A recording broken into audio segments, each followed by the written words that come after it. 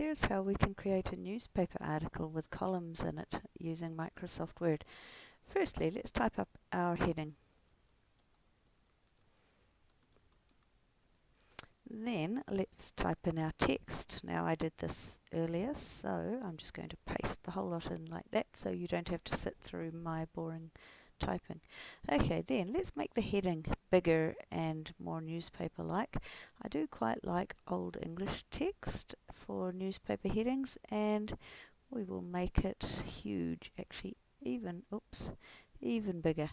Now, to get this text here into columns, we go up to Page Layout, Columns, and I'm going to go for 3.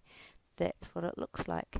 Now, you can change the alignment of the columns. We can have it left aligned, centered, has ragged edges, not very classy, right aligned, that's just weird.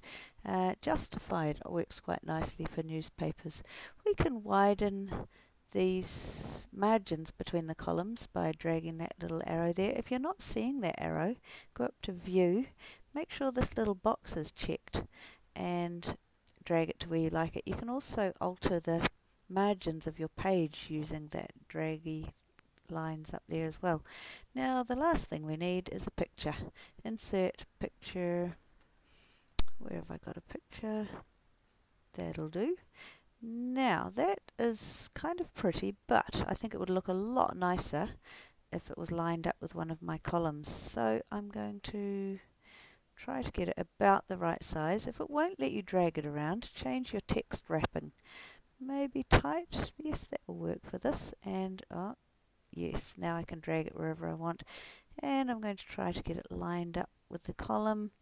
If you want to nudge it just a tiny bit, use your arrow keys and that will move it.